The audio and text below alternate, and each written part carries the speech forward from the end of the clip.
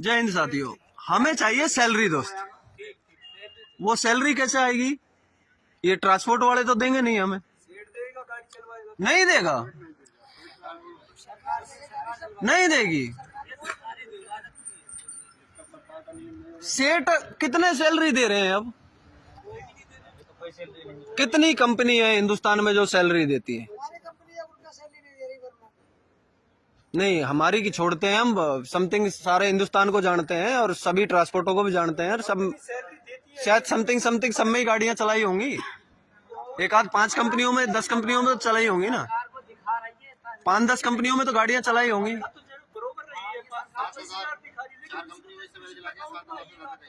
मतलब 4 कंपनियों में चलाई जिनमें 7,000 से ज्यादा सैलरी नहीं है। नहीं है ना।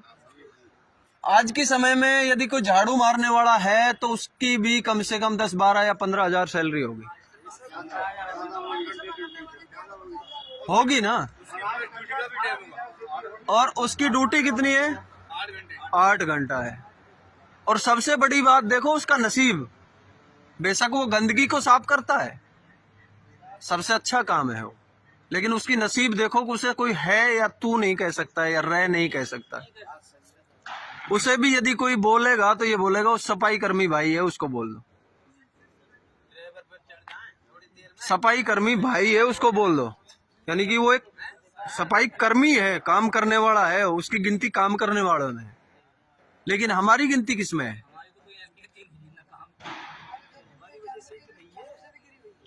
नहीं है ना। उसका मुख्य कारण है हम लोगों का किसी दूसरे के हाथ में चले जाना। हम लोगों का किसी दूसरे के हाथ में चले जाना, उसका मुख्य कारण यह है। क्योंकि आपके पास वरना वाले किसी मैनेजर के नंबर नहीं है, ना सेठ के नंबर है। आप इस ड्राइवर से कांटेक्ट में आए होंगे, ये ड्राइवर उस ठेकेदार के कांटेक्ट में आया होगा, आपको उस ठेकेदार के नंबर दे दिए गए, ठेकेदार से आपने बात की, ठेकेदार गया वरना वाले के पास, मेरा एक ड्राइवर है, इसको चढ़ा दीजिए। हाँ, फलानी गाड़ी खड़ी है, दे दो। यही हुआ है ना। जैसे ही आप परमिट लेने के लिए गए, लाइसेंस दे, आधार कार्ड दे, पैन कार्ड दे, बैंक कॉपी दे, या सिग्नेचर कर या अंगूठा लगा, यही हुआ है ना। लेकिन वो जो गारंटर है उस भाई से तो कुछ नहीं लिया गया। नहीं लिया गया ना। और बीच में उसको बिठा दिया आपको कठपुतली बनाने के लिए। बीच में उसको बैठा दिया। इसीलिए हम लोगों की सैलरी नहीं है। हमें आयोग चाहिए, हमें हमें ड्राइवर आयोग चाहिए। सिंपल 2 टप्पे की बात है, ज्यादा बड़ी नहीं। हमें ड्राइवर आयोग चाहिए। ड्राइवर आयोग में क्या क्या आएगा वो एक बहुत बड़ा मैटर है, काफी बड़ा है। लेकिन उसमें से मुख्य मुख्य चीजें हैं जो आप लोगों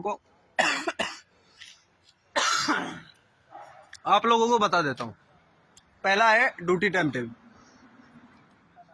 दूसरा है सैलरी, तीसरा है सुविधा, चौथा है सिक्योरिटी, पांचवा है आपका भत्ता, इंश्योरेंस, पीएफ, छठा आपका मेडिसिन, आपके बच्चों का मेडिसिन, कोई भी बात हो जाती पूरी गारंटी उस कंपनी की होगी जिसके अंदर वो गाड़ी चलाता है।